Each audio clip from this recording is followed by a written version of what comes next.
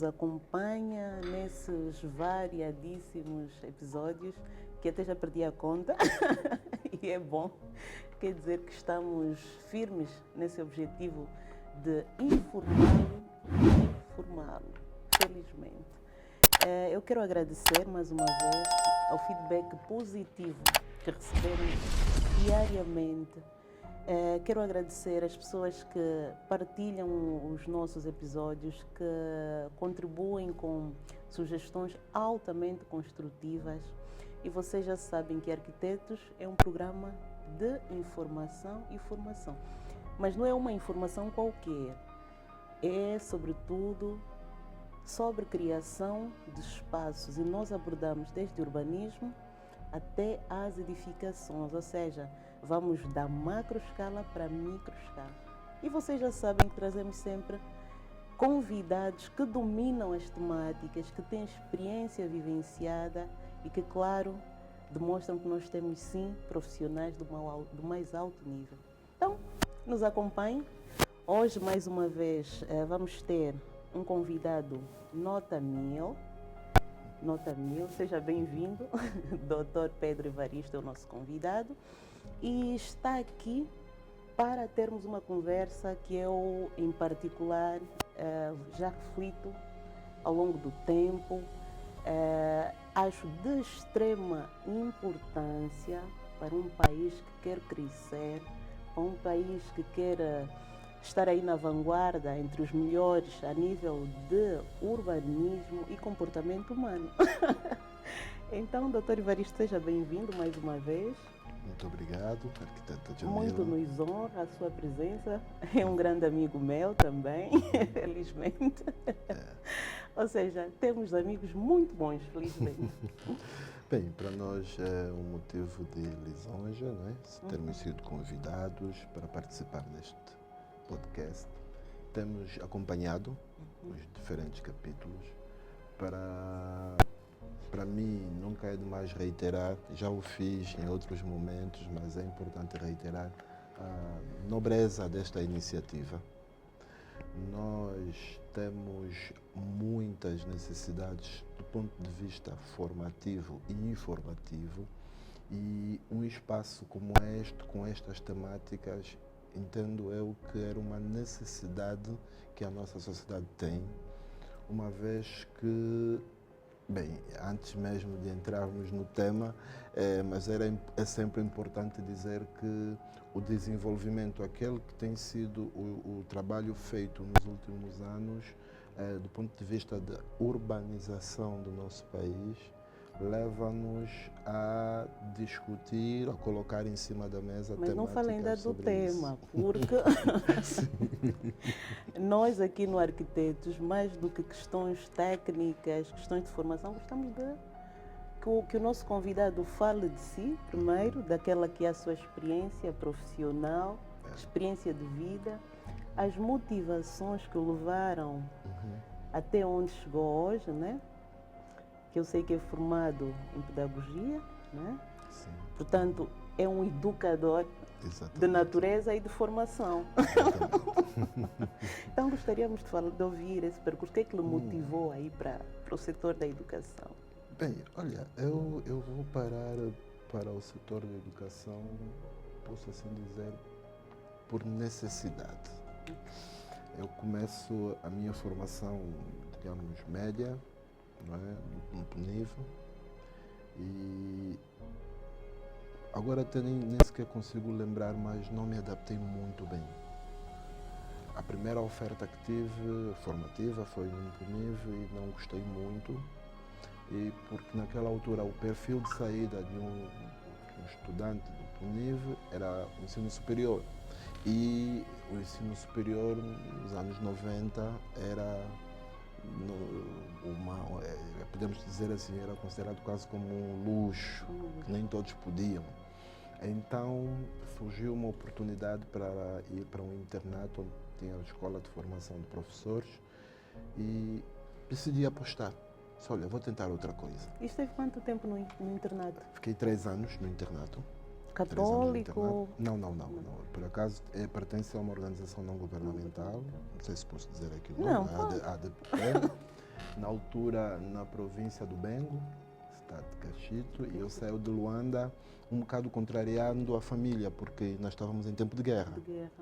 E por acaso, durante o tempo em que estava lá no internato, a nossa escola foi atacada. Bem. Sim, e a família, não é? Em pânico, perdemos o nosso. Pois é, mas ganhei o gosto, porque talvez, como disse, era algo que já tinha em mim, esse gosto de ensinar, esse gosto de partilhar, não é, com as pessoas aquilo, o pouco que sabemos, e daí já não paramos. Eu lembro-me que quando eu terminei o meu ensino médio, eu sempre tive um sonho que era de seguir a vida militar, mas porque eu gostava muito de ver os militares da Força Aérea e os fuzileiros, por causa do tipo de farda que usavam. Eu achava aquilo espetacular. Então, lembro-me que estava a Força Aérea a pedir técnicos médios naquela altura e eu, feliz da vida, disse que agora vou abandonar a docência e vou para a Força Aérea. Por acaso fizemos os testes psicotécnicos, os testes físicos e passamos assim com distinção. Quer dizer, teríamos aí um fuzileiro. Pois é. E quando chegou a altura era a fase documental, em que cada um tinha que apresentar os seus documentos, o meu documento rezava técnico médio em educação e havia naquele tempo uma lei, posso assim dizer, em como nenhum professor podia ir à vida militar.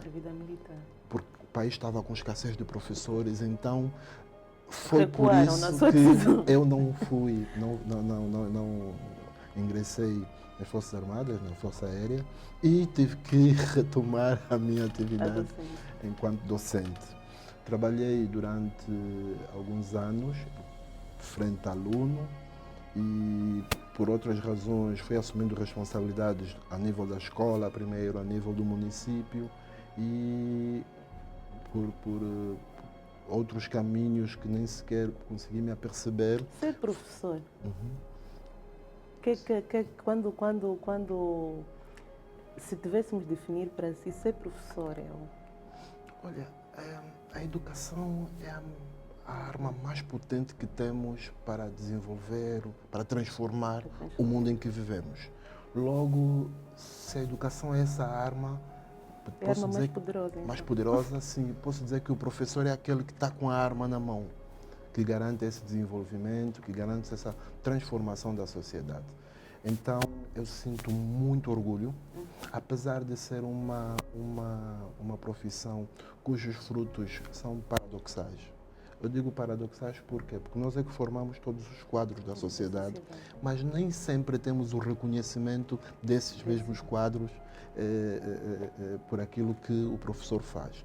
Mas que não seja por isso, não é por isso que deixamos de ser professores. E quem de nós não tem aquele professor especial que lhe marcou? Sim. Quem de nós não? Pois eu por acaso pelo menos marcou alguns. Sim, eu por acaso carrego comigo, eu já não estou frente a aluno desde 2009, mas eu carrego comigo ainda muitos bons testemunhos de alunos e que inclusive via redes sociais ainda trocamos.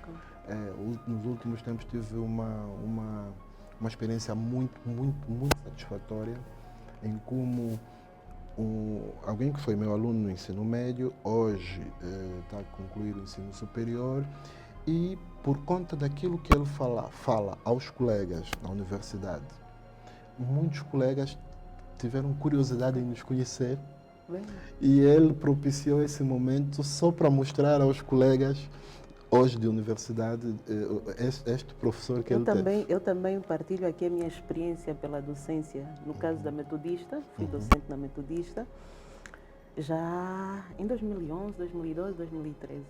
É uma satisfação imensa às vezes quando um ex-aluno te encontra e você vê assim um senhor cheio de barba. A dizer, professor, assim no meio todo mundo se fica, mas está falando aqui. Olha, é maravilhoso de facto essa profissão. Mas está feliz com o caminho que escolheu?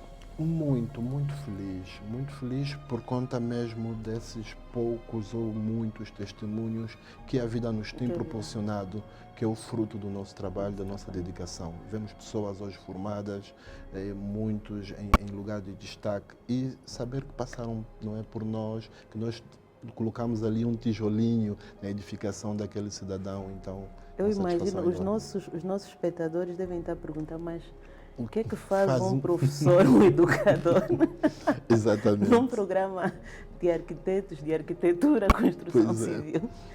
Tem tudo a ver, porque nós hoje trazemos um tema que para mim é a base para nós falarmos de urbanismo, transformação do território, que é a urbanidade. E nós escolhemos propositadamente digamos, uma metáfora, uma simbologia que é para além do asfalto.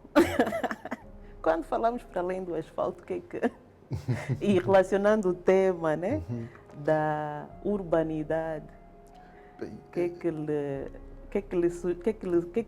veio à mente quando ele disse, olha, doutor Evaristo, temos que tratar sobre esse tema? Pois é, olha, por acaso eu, num primeiro momento, achei que havia algum erro, não é? Porque eu, não é, para falar sobre isso, mas foi muito fácil depois perceber que, e é uma preocupação muito interessante que vocês demonstram aqui, que é o facto de que o urbanismo garante essa transformação do meio social, do meio geográfico, com edificações, com equipamentos, e tem no seu cerne o homem.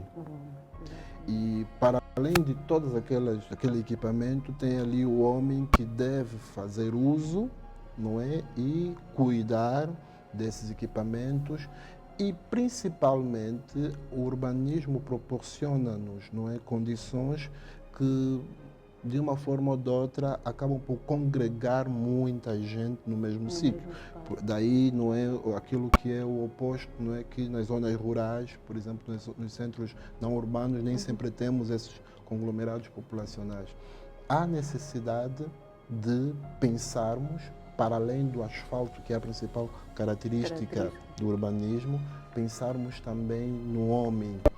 Que tipo de comportamento, que tipo de posicionamento esse homem deve ter, para esse cidadão deve ter, não é? Aqui a palavra homem pode ficar com uma acepção de gênero, não é, não muito completa, mas esse cidadão deve ter, para que estas edificações, esta urbanização que vai acontecendo, no caso concreto do nosso país, um pouco por todo lado, tenha alguma sustentabilidade. Então, para mim, foi um choque inicial, mas depois acabei por compreender que é preciso esse olhar para além do asfalto. Então já estamos a ver que a urbanidade diz respeito a comportamentos, né? no meio urbano. E esses comportamentos, sem dúvida, são dotados de valores e com uma base ligada ao civismo. Né? Ao civismo. E eu, particularmente, refleti muito nesse tema, por conta de muito que vou vendo, como enquanto arquiteta, né? De comportamentos em meios urbanos. E eu costumo dizer que ninguém nasce sabendo. Nem sempre as pessoas têm aquele comportamento porque por maldade. Maldade, sim.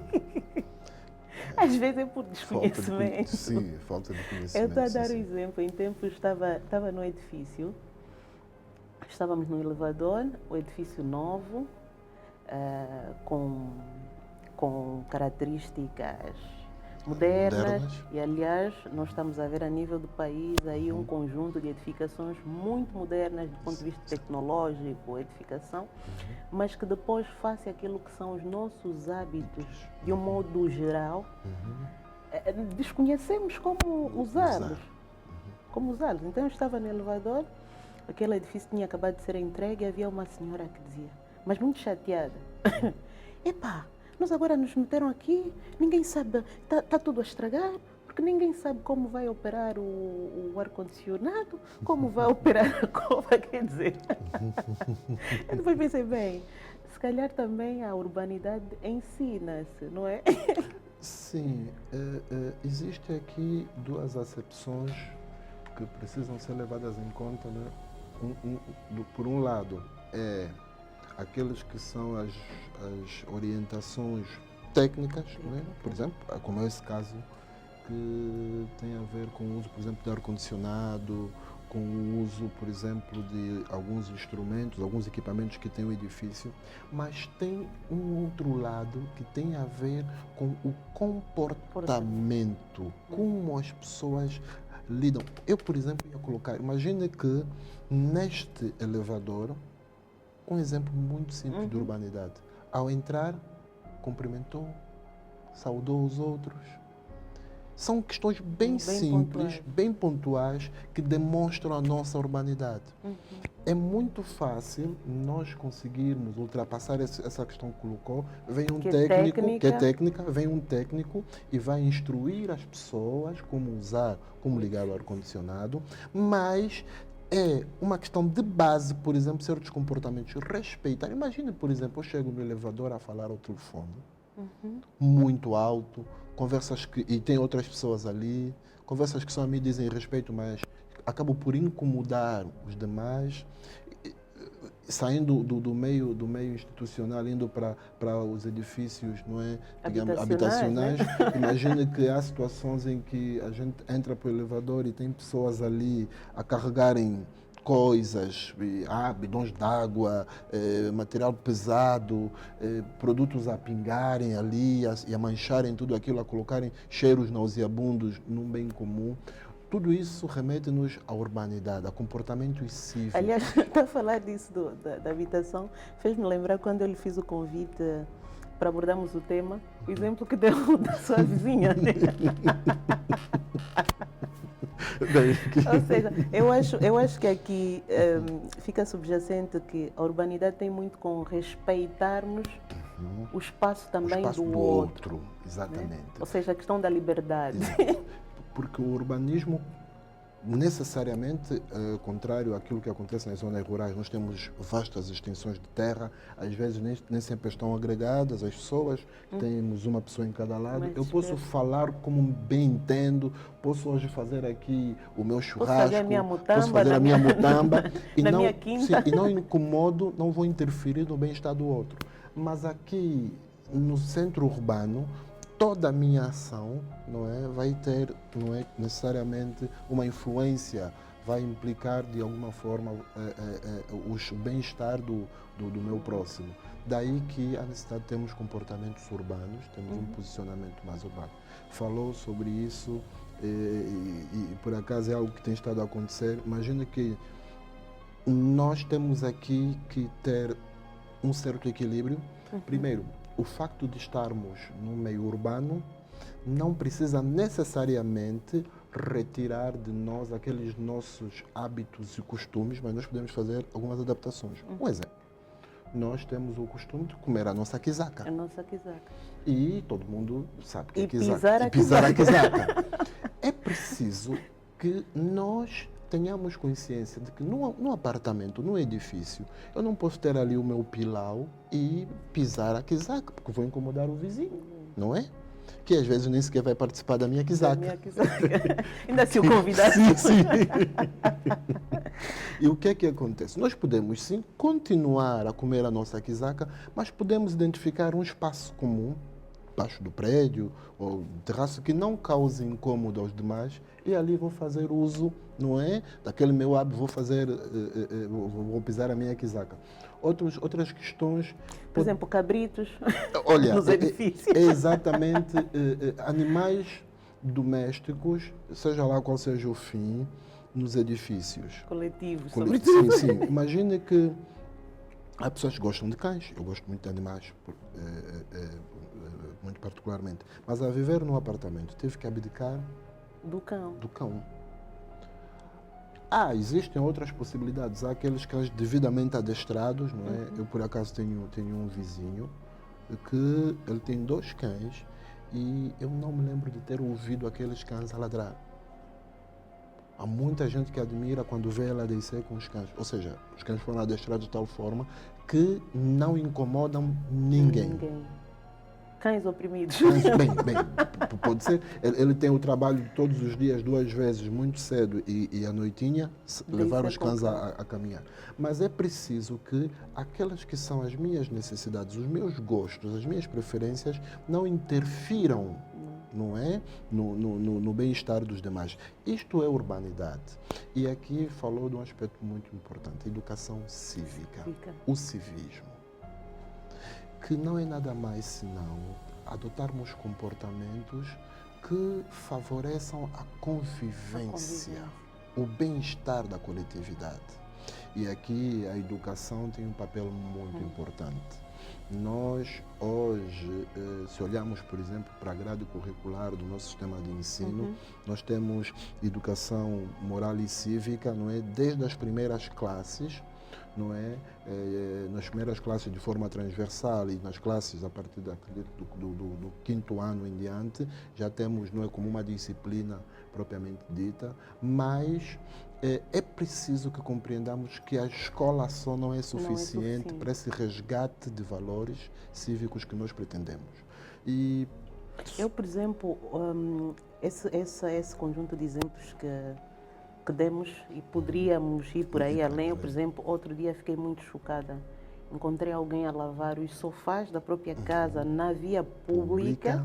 Quer dizer, a pessoa tirou os sofás de casa, colocou no passeio público e lavou os sofás ali. Aquela pessoa que estaciona o seu carro está a fazer a mudança de óleo, está a fazer a mudança de peças, está a danificar, por exemplo, a via pública. E nós temos vários exemplos, desde aquela malta que não entende que a sinalização rodoviária é importante e arranca aquela sinalização. Olha, arrancar a sinalização é só um dos exemplos de uma das nuances que devemos ter hoje quando se fala de urbanização, que tem a ver mesmo com as desigualdades sociais. Hoje há um grande movimento que se tem levantado a nível de Luanda, que numa primeira perspectiva a abordagem pode ser positiva, que é o movimento da reciclagem de resíduos, mas é preciso que essas empresas, por exemplo, falo aqui no caso concreto que reciclam metais, que façam uma avaliação, porque em muitos casos elas compram, porque só se arranca, não é? Porque alguém vai comprar, e é importante responsabilizar também esses que compram. Houve um caso, eu por acaso não vivenciei, parece até ser uma anedota, que há um cidadão que ele foi retirar, são bueiros, não é que se chama? Aquelas tampas, as tampas de esgoto, e por acaso numa centralidade, e foi vender.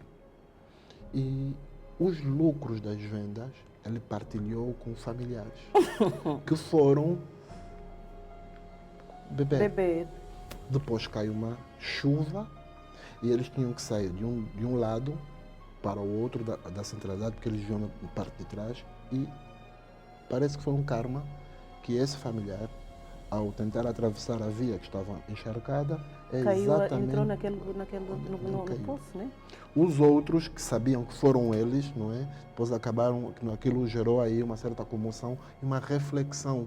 Ou seja, aprenderam sobre a importância daquele bem comum da pior maneira. Mas a minha grande preocupação é que empresa de reciclagem, chama agora a empresa de pesos e por aí afora, é que aceita comprar, não é, uma tampa daquelas, sabendo que aquilo é um bem público. É a mesma coisa como comprar um telemóvel. Muitas das vezes a gente está na rua e aparecem esses jovens a venderem um telemóvel que às vezes... Duvidoso. Não é bem que o aparelho seja duvidoso, é o preço. O preço duvidoso. Remete-nos automaticamente à ideia de que foi roubado ou foi adquirido de forma não lícita. Quem compra está a incentivar. Ou seja, está a ter também um comportamento pouco urbano. Porque acaba por incentivar uma prática que ele pode vir a ser vítima. Então nós podemos dizer aqui que a urbanidade também visa preservar o bem público, o bem coletivo, para o benefício de todos. E daí, para mim, eu acedi a esse convite e disse no princípio que me sinto muito lisonjeado, porque acho que é uma temática de grande importância hoje no nosso país.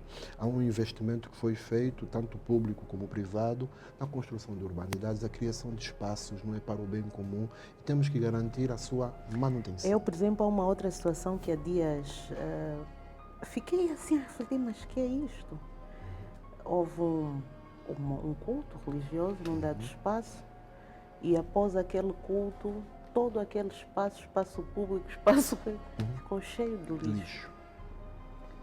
E ninguém se deu o trabalho de fazer a devida recolha, pelo menos o grupo que esteve ali reunido, nada contra os cultos religiosos, mas sim essa visão de que essa questão da humanidade deve começar, é transversal a todos.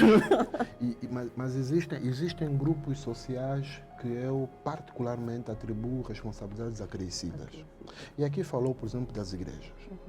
Eu acho que do ponto de vista de comportamentos, a urbanidade também em relação ao ambiente, não é muito importante. Eu acho que aqui a igreja tem um papel muito importante, até porque a igreja pregou que existe um Deus que criou esse mundo e que ama esse Deus, então deve amar a criação desse Deus. Então, eu acho que um cristão tem uma responsabilidade acrescida em relação ao ambiente. A urbanidade nos remete também ao amor ao próximo. Então, um cristão tem responsabilidades acrescidas, não é? Relativamente ao cuidado com o bem comum. O mesmo também diria para certas organizações políticas. Que às vezes fazem os eventos. Que às vezes fazem os eventos e os membros dessa organização política também têm responsabilidades acrescidas. Não é? Porque nós todos sabemos que se eu usar mal um bem público, o Estado vai ter que redobrar os esforços para substituir, em vez de investir aqueles recursos. No final de contas, os recursos saem mesmo do nosso bolso do cidadão. Exatamente. Ou seja, é um sistema. Um sistema. E até nós compreendemos isso. É importante aqui fazer uma análise também do ponto de vista histórico, político, que o nosso país teve, porque há aquele antigo ditame dos nossos livros que dizia: a escola é do povo. Mas não era numa perspectiva do povo cuidar, mas era numa perspectiva de que é o Estado que coloca a escola e a responsabilidade é toda do Estado e o povo só usufrui. Hoje precisamos reverter isso, mantendo a mesma frase. A escola é do povo, mas é responsabilidade do povo manter essa escola. Falando de escola, podemos falar de hospitais. Olha, nessa perspectiva de escola, eu fiquei extremamente chocada. Essas questões de falta de urbanidade chocam-me imenso, imenso. E nós temos muito trabalho a ser feito a nível do nosso país sobre isso. E não estamos aqui a querer culpar, mas é oportunidades para mudar esse quadro. Eu trabalhei na centralidade do Sequel, especificamente. E na altura todo o processo de equipar as escolas do Sequel, aquilo deu-nos muito trabalho, mobilar, entregamos à escola, à gestão. Depois de uns anos, eu tinha lá uma filha a estudar, fui visitar a escola. Fiquei indignada com o que eu encontrei. Quadros arrancados, portas danificadas, carteiras partidas. E na altura, tomei a liberdade de conversar com o diretor da escola. Mas diretor, o que é que se passa? Então, construiu-se este bem, mas a escola estava mesmo maltratada. O que é que está-se a passar? Não há, como havia, eu lembro-me ainda, quando eu estudava primária no magistério, aos sábados nós tínhamos o sábado de limpeza, em que todos os alunos tinham que ir para a escola fazer limpeza, toda aquela brincadeira de escrever nas paredes, tínhamos que esfregar as paredes. Eu lembro-me até aquelas árvores maravilhosas, o magistério da Vila Alice. Tem aquelas árvores enormes, nós plantamos aquelas árvores e sempre que eu passo naquela escola eu digo, já plantei aqui árvores. Quer dizer, havia toda essa educação para o cuidado. E o diretor da altura disse, olha, nós temos aqui um trabalho muito grande com os próprios alunos que às vezes têm comportamentos de vandalismo mesmo. E o paradoxo é que isso se passou numa escola. Bem, eu há pouco, quando falava de grupos sociais com responsabilidades acrescidas, gostava de acrescer aqui os professores. é importante. Falamos do cristão, falamos dos membros de organizações políticas e por aí afora. É importante trazer aqui os professores enquanto referências morais e cívicas na comunidade.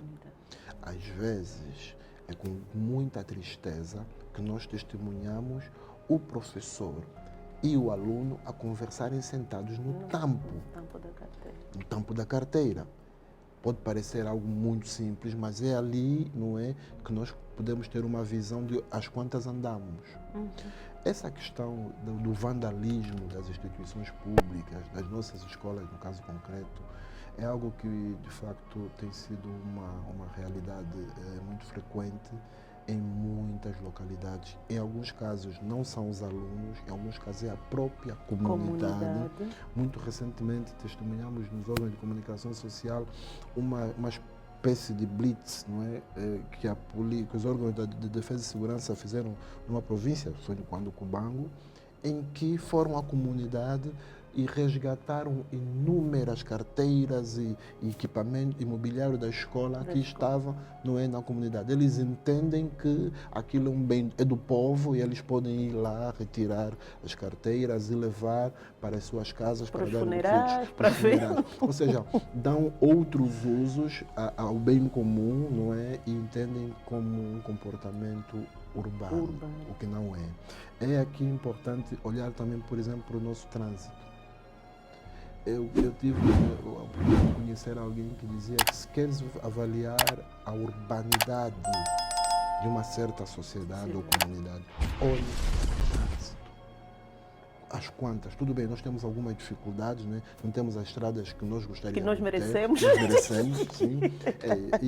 Mas, de qualquer das formas, há comportamentos de alguns automobilistas pouco urbanos, que acabam por colocar em causa o bem de toda uma coletividade, não é? Porque bem entende parar num determinado sítio, falou agora de estacionamentos, não é? Locais impróprios. No entanto, é importante levar aqui uma outra face, não é, da questão. Às vezes, nem sempre a urbanização é urbana. Olha, eu tinha aqui já essa nota. E por que Quer dizer que há uma franja também da sociedade, arquitetos, urbanistas, engenheiros civis, que têm a sua cota de responsabilidade. Porque senão, vejamos, conhecendo a nossa realidade, eu vou construir uma centralidade, tenho que calcular, por exemplo, no caso concreto do Quilamba, nós sabemos que existem pessoas que, entre aspas, só dormem no Quilamba, não vivem no Quilamba, ou seja, fazem as suas atividades laborais, exercem as suas atividades laborais na cidade ou nos pontos de Luanda e têm necessariamente... Ou seja, a urbanidade também é ter qualidade de vida. Exatamente. Imagina que nós... Hoje é quase que uma obrigação certas famílias terem mais do que 2 viaturas. Tem uma para o pai, uma para a mãe, outra que apoia os filhos. Para a galinha. Aí já alguns exageros, não é? Para aqueles que podem, sim. Mas o que dizer, por exemplo, quando edificamos, não é, certos equipamentos e não acautelamos isso. Houve vezes em que a gente compreende o facto de não terem outra opção senão colocar os carros no passeio. Por quê? Porque vem um outro elemento, a segurança. A urbanização precisa... Urbanidade também é garantir segurança. Porque se não me garante segurança no parque a 200, 300 metros da minha casa, o meu carro é vandalizado volta e meia, e muitas das vezes eu sou obrigado a... Não estamos aqui a justificar certos comportamentos, não é, inurbanos. Estamos aqui somente a dizer que há necessidade de olhar para todos esses modelos habitacionais, sim, modelos arquitetônicos. Imagine que nós estamos a testemunhar uma situação em que certos edifícios com cerca de 9 andares estão a coisa de 3 semanas sem água. Porque a equipa de piquete que deve ir para lá, ora não tem viatura, ora não tem isso, ora não tem aquilo. Qual é a única opção que tem aqueles moradores? Acarretar água e, por causa do peso, usam elevador. E respinga, não é água, e o elevador é um equipamento eletrônico, elétrico. Imagina os danos que aí causa. Portanto, a urbanidade precisa que aquele que projeta os equipamentos urbanos tenha em conta os hábitos e costumes daquele que vai usar esses equipamentos. É claro que nem tudo é possível prever. Mas pronto, podemos procurar o ideal. Sim, há um sociólogo de quem eu muito gosto, o professor Bangula, que ele defende que a urbanidade precisa ser vista. O urbanismo não pode significar violência, ou seja, não pode vir e desfazer aqueles que são os nossos hábitos e costumes. É importante que se encontre um meio termo. Se nós sabemos, por exemplo, que as nossas famílias são numerosas... Gosto de ter um cabrito em casa. Sim. Tem que prever o espaço para o cabrito. Sim, mas aqui é um outro aspecto. Por exemplo, aqui, principalmente lá para o casco urbano, no centro da cidade, nós temos edifícios, como se diz na gíria, do tempo colonial, em que estavam previstos certos espaços comuns que foram privatizados. Diz-se que no tempo O doutor não vai muito distante. O Nova Vida, particularmente eu fico mesmo aborrecida. Por isso é que eu trouxe esse tema para aqui e sempre sonhei, olha, o dia que puder assim ter um espaço para falar sobre o assunto tem que ser aberto. Porque me deixa mesmo mal disposta. O Nova Vida tem inúmeras situações de cidadãos que se julgam donos do espaço público, estendem a sua habitação térrea para além daquilo que é o espaço. Eu condeno vivamente esse comportamento. Não é urbano. Daí uma temática que deve-se levar em conta também nesta abordagem tem a ver com a governança das urbanizações, a gestão das urbanizações, porque aí é um caso claro de fiscalização. Imagine que existem pessoas que... Fiscalização e educação também do cidadão? Não, eu acho que não é só uma questão de educação do cidadão, porque o cidadão pode ter um comportamento pouco urbano, mas quando já se perpetua, é preciso que outros órgãos, não é, cheguem para repor aí a legalidade, porque isso é uma questão também de legalidade. O mesmo acontece com os terraços, mesmo acontece com as caves, com os parques de estacionamento que são privatizados. Nós, aliás, recentemente assistimos uma decisão do GPL ao longo da Via Expresso, né? Sim. De tudo aquilo que transpunha o espaço de servidão da via ser retirado. Aliás, vimos também a questão daquela via de São Paulo. Agora aqui que vai dar para o Calemba 2, não é? Aquela via que liga o Camama ao Luanda Sul, também há um trabalho muito importante a ser feito. Mas o interessante nessas situações é que o povo às vezes também se revolta. Exato. O que é que pensa sobre isso? Bem, eu acho Quer dizer, para uma questão que é positiva, independentemente, claro, das questões, com todo o respeito pelas questões econômicas, a debilidade financeira em que grande parte da nossa população se encontra, né? E daí fazer recurso, por exemplo, a essa venda ambulante nesses espaços públicos, com todo o respeito, mas essas soluções às vezes é mesmo para garantir que se preserva alguma urbanidade e beneficia a todos nós, né? Bem, primeiramente eu encorajo a postura das instituições do governo, do Estado, sempre que tem a ver com a reposição da legalidade e a preservação do bem comum. E não só a preservação do bem-vida, porque se olharmos para essas avenidas, muitas dessas vendedoras, muitos desses vendedores, chegam a colocar em causa a sua própria vida, a sua própria segurança. E, olha, que é preciso aqui acautelar duas situações. O mesmo povo que se revolta quando o Estado tem assim uma medida, digamos assim, um bocadinho mais dura relativamente à reposição, não é, de certa legalidade, como é o caso que acabou de citar, é o mesmo povo que aplaude quando em um outro momento passar por aquela via já não tem engarrafamento, já não tem lixo. Já não tem lixo.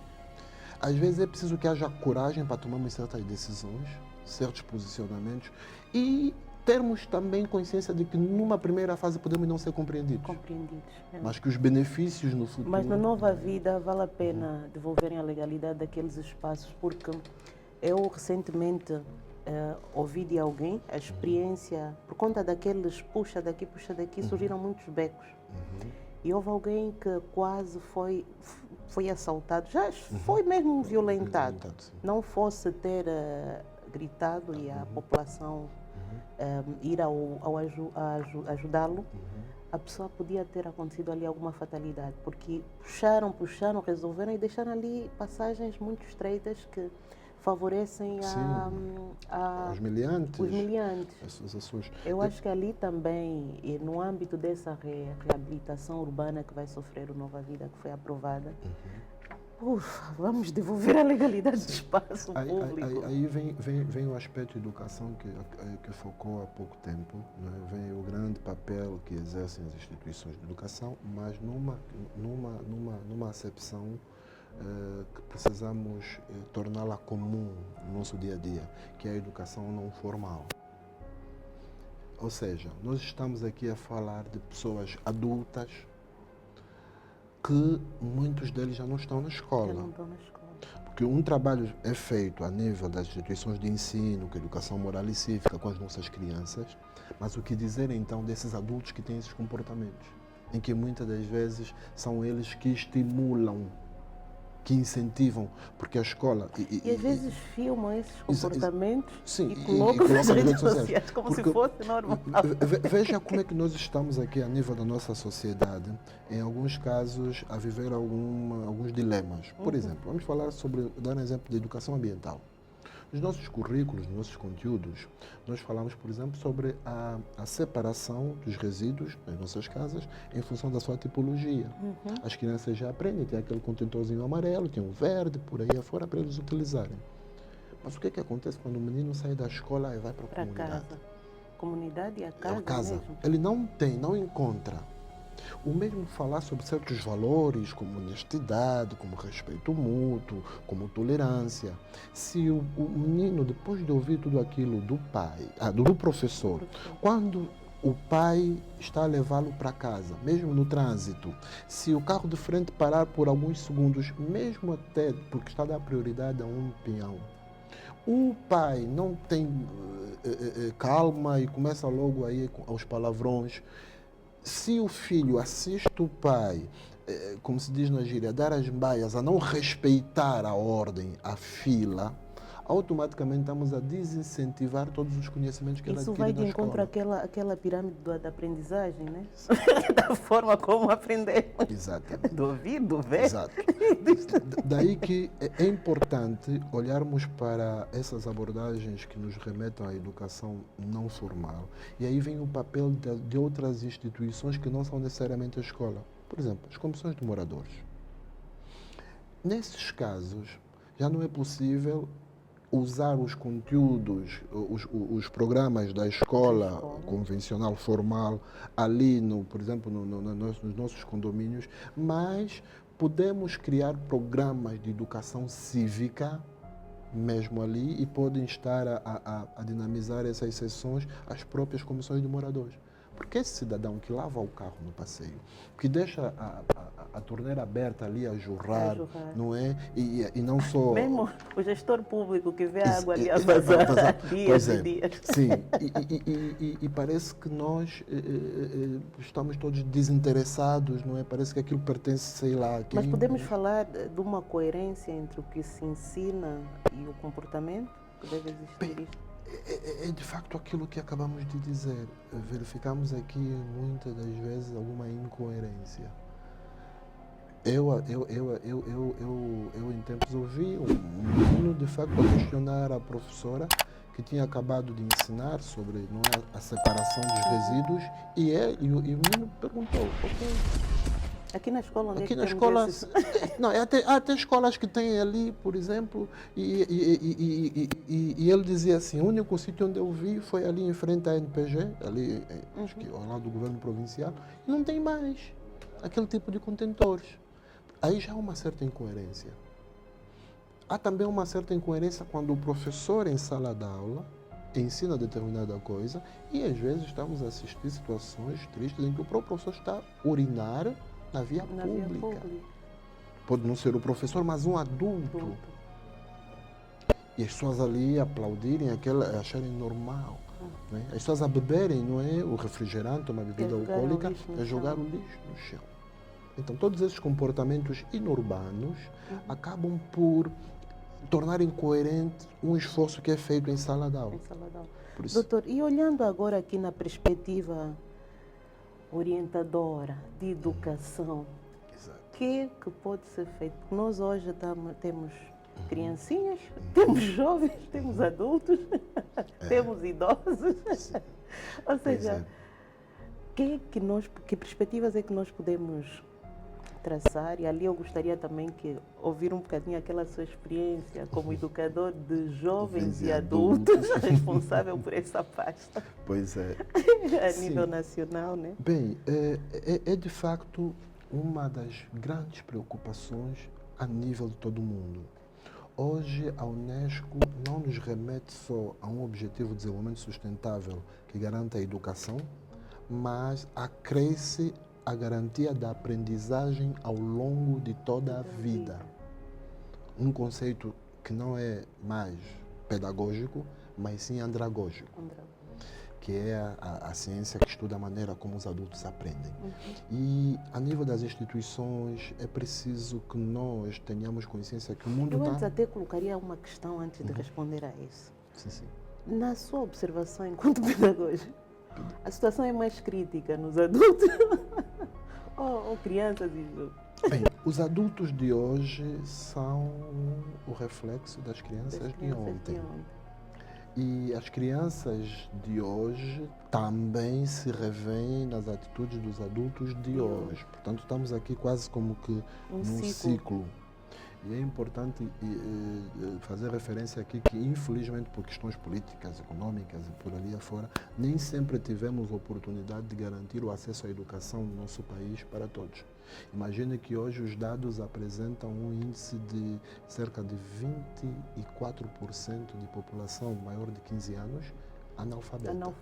Ou seja, 24%. Quer dizer, em 4 jovens dos 15 aos 35 anos, em 4, não sabe ler nem escrever. Isso é um grande fator condicionante. Pronto, a tudo que nós estamos a falar aqui.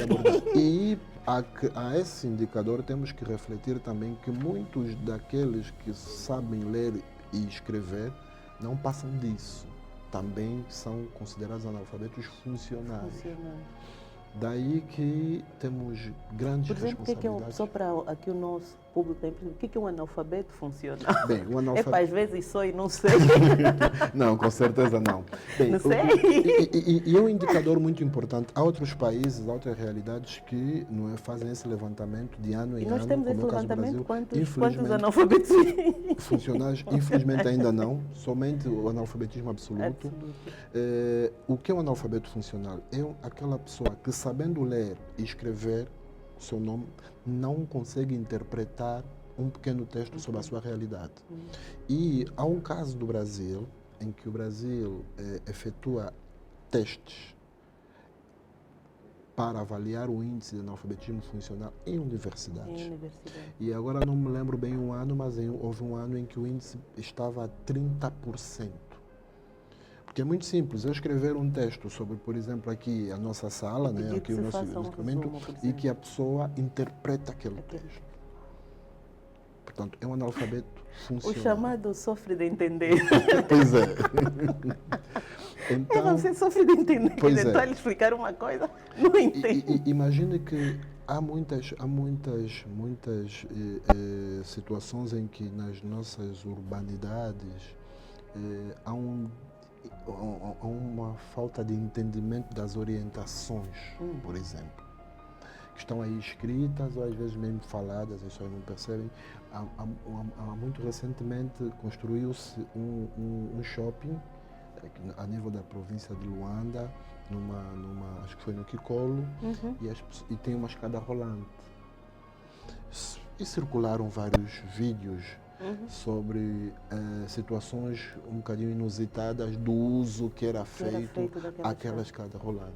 Inclusive, alguns acidentes aconteceram, porque, pronto, não houve...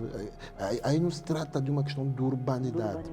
E aqui eu trago o conceito de urbanidade naquela perspectiva como um comportamento de civismo, não é? De educação, de cortesia, porque o termo urbanidade pode nos remeter somente às zonas urbanas, mas se formos ao étimo da palavra urbano, remete-nos a um comportamento cívico.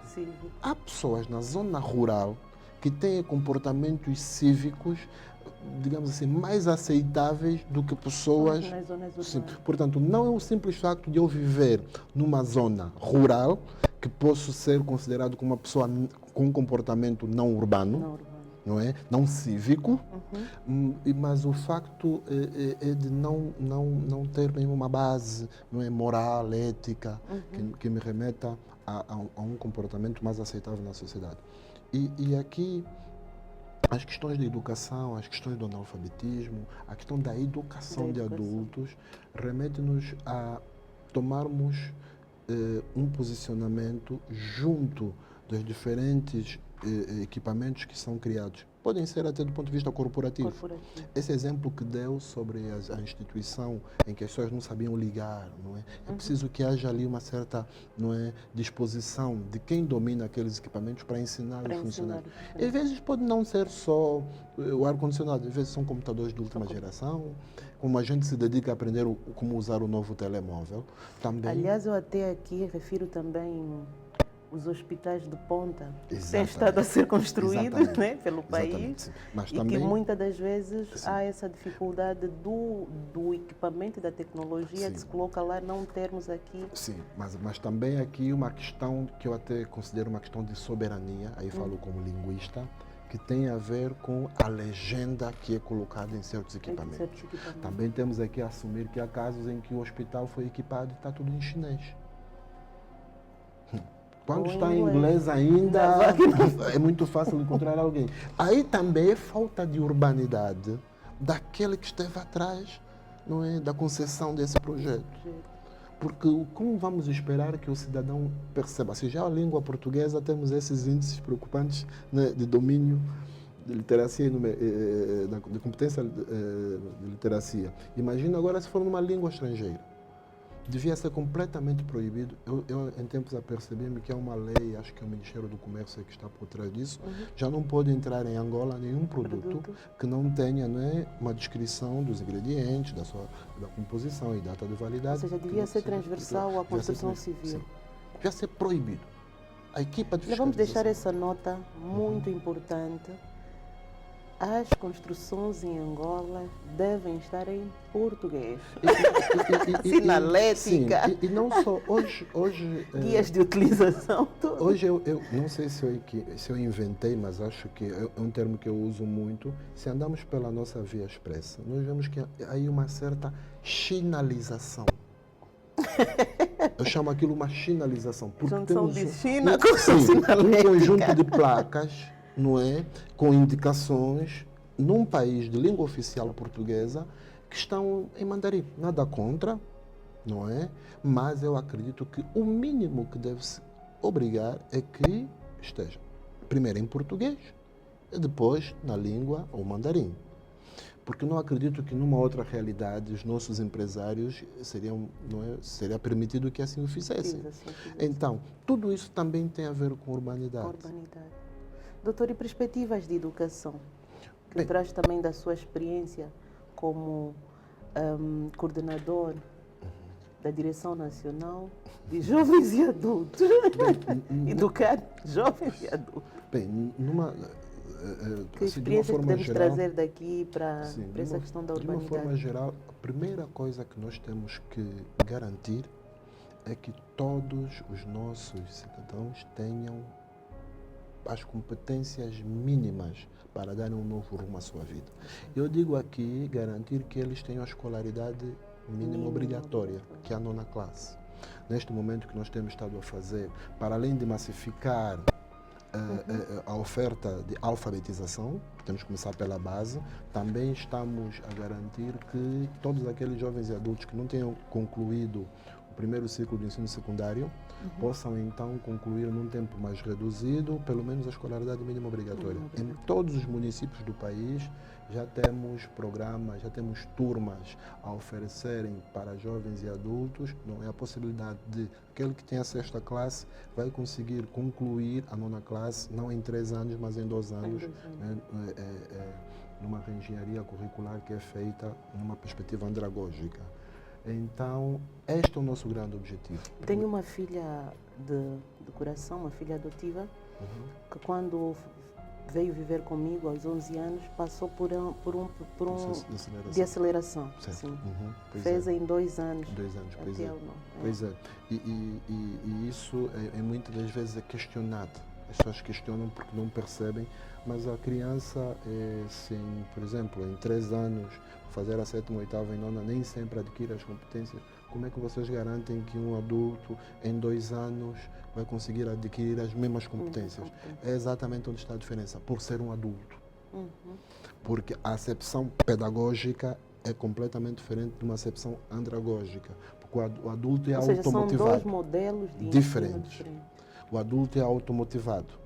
Por exemplo, se nós chegarmos para um determinado, aqui vou trazer um pouco para a nossa temática, se nós vamos para um determinado edifício e paramos ali logo à entrada e vamos determinando somente aos moradores, olha, vocês têm que fazer isso, vocês não podem fazer isso, têm que fazer aquilo, ou seja, dar um conjunto de ordens e orientações. Temos poucas chances de obtermos sucesso. As crianças é que não questionam, as crianças pura e simplesmente de uma perspectiva pedagógica, bem, também certas crianças não. As crianças com as tecnologias. Sim, mas o adulto precisa de compreender por quê. Ele vai adotar um novo comportamento quando entender que aquilo lhe beneficia. É aí que está a grande diferença. Um adulto, quando vai à escola, ele está a procurar exatamente melhorar a sua condição de vida. E os conteúdos que são ministrados a nível da educação de adultos são aqueles que preparam o cidadão para entrar no mercado de trabalho ou para enveredar para o autoemprego. Portanto, este é o que nós temos estado a fazer. No fundo, esta questão de urbanidade também passa por ali, por garantir que essas taxas de analfabetismo, quer o analfabetismo como estrutural, sejam reduzidas. Veja que eu tive uma experiência num condomínio aqui perto, em que uma senhora, ela tinha as suas assistentes do lar, né, como agora se designa, e ela, tendo dado à luz, convidou as colegas para que viessem cumprimentar o bebê e que tivessem aí uma confraternização. Como ela tinha de sair, ela deixou colado na geleira um conjunto de orientações para que a senhora seguisse aquelas orientações e preparasse de acordo. Ela sai e quando volta já com as colegas, não encontrou nada. Depois de questionar, porque ela tinha todas as condições aí, ela percebeu que a sua funcionária não sabia ler nem escrever. Foi uma experiência tão interessante, porque aquela senhora não só ajudou a sua funcionária, descobriu ali, como criou-se uma turma dentro do condomínio para alfabetizar todos os colaboradores que ali estavam. E depois de algum tempo, o que é que se verificou? Os desperdícios reduziram, porque muitas das vezes os funcionários de limpeza não sabiam dosear, porque não sabiam ler. Os acidentes de trabalho também. E também já havia um novo posicionamento relativamente às orientações. Ele já sabia o que significavam os sinais, não é? De incêndio, os sinais para seguir à esquerda, à direita, onde é que está a mangueira, onde é que está o extintor. Ou seja, a alfabetização contribuiu para que houvesse um comportamento mais urbano dentro daquela organização. Bem, que interessante. E que exemplos assim podemos citar positivos, né? Porque aqui não queremos só, como o brasileiro diz, bater o pau. Bem, exemplos positivos aqui. Eu acho que é um conjunto de organizações a nível da sociedade civil, tanto do ponto de vista ambiental, tem estado a fazer trabalhos louváveis, positivos, paisagismo, não é? Porque também há aí casos em que as urbanizações são feitas e não há tempo, ou não são acauteladas, por exemplo, as questões não é? Paisagísticas. O verde é muito importante. Hoje nós temos uma maior consciência sobre a nossa saúde e às vezes nem sequer se garantem espaços para exercícios, não é? Espaços de lazer. Eu, por exemplo, apontaria também aqui, nos últimos anos, a valorização do condomínio, aponta ao nível de ter sido criada uma lei do condomínio, né? Que já é uma ação muito positiva para salvaguardar esses aspectos. Né? Agora é preciso divulgá-la mais. Divulgá-la mais. E chama a atenção também que as comissões de moradores, que hoje cada vez mais, até nas áreas rurais, às vezes já existem comissões do bairro, sim, né? Sim. Isso é extremamente positivo e pode ser um veículo altamente positivo para a transmissão desses valores urbanísticos. Aí, adotando abordagens andragógicas, eles podem transmitir esses conceitos que vão ajudar a gerir certos conflitos e vão permitir que haja uma melhor gestão, haja um melhor uso. Porque aqui o grande resultado é sustentabilidade, porque infelizmente há equipamentos que são hoje erguidos e volta e meia, por causa de comportamentos inurbanos, acabam por ficar danificados, jardins, passeios e por aí afora. Então eu acredito que sim, esse conjunto de instituições podem sim fazer toda a diferença. Se tivéssemos aqui de dar uma de loucos, assim pensar, imaginemos que uma coisa positiva que podíamos fazer. Projetos sociais que vão...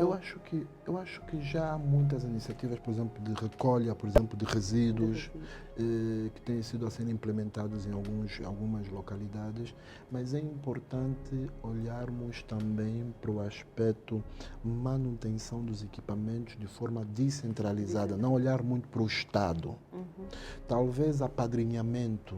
Imaginemos que numa determinada avenida, não é? Nós temos ali um passeio, temos jardins e que acho que o GPL tem projetos dessa natureza, sim. Agora é necessário que eu continuo sempre a bater na mesma tecla, que não seja só o Estado. Não é? Imaginemos que na centralidade, uma responsabilidade, porque aí também a lei do mecenato, a responsabilidade social das empresas, não é? Pode ser chamada. Há, por exemplo, edifícios que é paradoxal, que convivem ali tanto instituições, não é? Privadas ou públicas, ou por aí fora, e habitações. Mas que tipo de benefício tem para aquele edifício o facto de ter ali um escritório, ter ali uma clínica, ter ali esse tipo de equipamentos? Há situações em que nós vemos, por exemplo, a questão da publicidade, marketing. O edifício é usado a sua fachada toda, não é? E às vezes só pintam mesmo aquela fachada. Em que tem interesse em colocar a sua marca. Há dias alguém mandou-me uma imagem do edifício, por exemplo, fez-me lembrar, em que um morador pintou a nível da fachada, também não sei quem aí a questão da fiscalização era importante, pintou apenas a parte da fachada que dizia respeito à sua varanda. Então está o edifício todo maltratado e aquele bocadinho ali. Bem, aí também há muito que se lhe diga, porque talvez são aquelas situações em que os outros vizinhos, os outros moradores não colaboram. Há boas iniciativas, há muitas pessoas com boas iniciativas a nível dos edifícios, mas que não encontram resposta nos outros moradores. Pronto, os outros não querem fazer. Agora, por exemplo, nas igrejas, nós abordamos aquela situação, qual poderia ser o comportamento possível? Porque é bom mesmo frisar. Eu acho que, bem, aqui entrando um bocadinho relativamente à igreja, o pecado não pode ser só, porque as igrejas pautam-se por isso, não pode ser só visto numa perspectiva, digamos assim, em relação ao próximo, em relação à igreja, de forma direta, mas que possa ser também um comportamento inurbano colocado nessa mesma perspectiva. Não é possível. Então a gente está a sair do culto, comer a nossa banana e Jogar no atiramos. chão. Estamos a sair do culto e temos Garrafa necessidade de d'água. garrafa d'água e estamos a urinar ali. E às vezes os líderes não é, precisam de ter, não é, Chamar a razão também. Há situações em que apercebem-se certos comportamentos pouco cooperantes com aqueles que são os objetivos de certas instalações ou certos equipamentos que o Estado coloca à nossa disposição. E é preciso que a Igreja tenha esse papel mais atuante. E nas escolas, doutor, o que é que podíamos fazer? Bem, eu acho que a escola devia ser o modelo. O modelo. E contou aqui uma situação em que a escola, infelizmente, é tudo menos uma referência. Mas a escola deve ser um modelo daquilo que é a manutenção do equipamento, a urbanidade entre os vários usuários daquelas instalações. Só que há aqui também um elemento que deve-se colocar em cima da mesa, que é a questão financeira, de recursos. Não se consegue manter uma escola, não se consegue manter os quartos de banho a funcionar sem recursos. E boa parte das nossas escolas, principalmente as escolas de ensino primário, de nível primário, na sua maioria, não são orçamentadas. E isso coloca um conjunto de desafios, de dificuldades a próprios gestores. E hoje temos situações em que ele pode ter iniciativa relativamente aos pais. Se há um pai que não compreende bem, vai fazer uma denúncia. Nós vemos casos ali de certos órgãos de defesa e segurança, não só, a colocarem diretores na cadeia e a televisão ali a divulgar. E no final o que vamos ver? Não, porque o diretor exigiu que cada uma das crianças trouxesse uma garrafa de lixívia. Não, às vezes não se trata de dinheiro. Lixívia é aquele que não trouxe, foi impedido e por conta disso o diretor vai preso. Prontos, nenhuma das duas medidas é a mais correta. Impedir a criança por não trazer ou prender sem antes investigar. Para que tenhamos condições de as nossas escolas serem esse espelho na comunidade. Porque imagina, se a escola tem jardins, se a escola está limpa, se a escola está asseada, muito facilmente pode influenciar que a comunidade circundante possa também seguir esse exemplo. E eu deixaria aqui uma nota que para mim é o fundamental da convivência humana.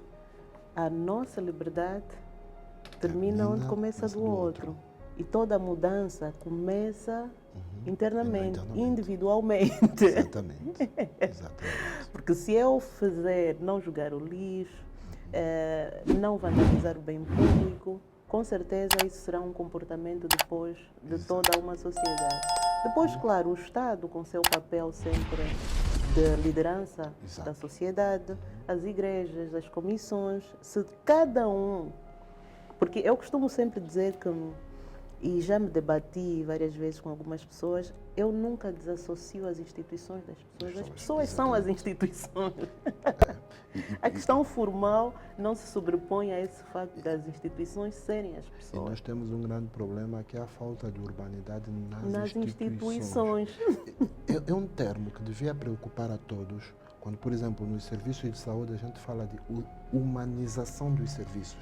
Estamos a falar de seres humanos que precisam ser humanizados para prestar Doutor, sabe que quando vim aqui para a nossa abordagem, eu estava a refletir sobre isso, que é na questão de que tudo se ensina, até ser humano se ensina. Porque se nós pegarmos num bebê e o colocarmos a crescer entre animais, ele vai adotar os comportamentos do animal. Aliás, eu estou a debater em casa com o meu cachorro que acha que é um membro da família, sim, claro. Então, ou seja, ser humano também ensina. Mas ali vejamos o paradoxo. Nós estamos a falar de pessoas que passam por uma instituição de formação para exercerem aquele ofício, que é o ofício professor, o ofício de enfermeiro, por exemplo, mas depois de estar na instituição precisa ser humanizado. Sabe que em arquitetura também existe, né? Arquitetura humanizada. Humanizada, pois é. Bem, nós vamos vos deixar essas reflexões que são altamente importantes, pertinentes. Eu creio que nós já abordamos aqui vários aspectos, mas se me perguntassem qual dos episódios é o essencial, eu diria que começamos mesmo por aqui, pela educação. E como o nosso programa é sobre construção civil, urbanidade. Urbanidade. E podemos também aqui um dia falar sobre ruralidade, Ruralidade, se sim, existir. sim. Porque as nossas áreas rurais também merecem uma atenção especial. Devem ser pautadas por comportamentos também cívicos e morais, né?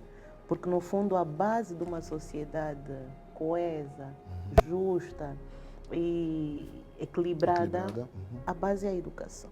E aqui é importante essa nota por causa mesmo de questões que têm a ver com a redução das assimetrias. Hoje, Luanda está como está por conta desse êxodo rural massivo que acontece todos os dias, porque alega-se falta de oportunidades, falta de oferta de serviços sociais e não só a nível das nossas zonas rurais, e por isso Luanda está hoje a sofrer uma pressão demográfica muito grande. Olhar para a zona rural é importante, é urgente, não só para estancarmos, não é? Mas também porque é de lá que vêm, de facto, os recursos para a nossa subsistência. Para mim fica aqui a dica de chamar aqui também alguém que nos possa abordar essa questão da valorização do meio rural. Muito obrigada, doutor Evaristo. Como viu, passa no instante 1 hora. Pois é. Agradecer aqui a nossa produção, sempre atenta, sempre pronta para dar aqui o tratamento, a qualidade da imagem que nós precisamos. Eu vou deixar aqui o meu apelo, que nós estamos abertos a patrocinadores, porque ainda há muito trabalho a ser feito nesse âmbito de formar e informar. E claro, nós também queremos estender esse nosso trabalho às nossas comunidades, e sem os patrocinadores não é possível. Então, muito obrigada e até ao nosso próximo podcast. Muito obrigado e estamos à vossa disposição para sempre que necessário darmos o nosso contributo.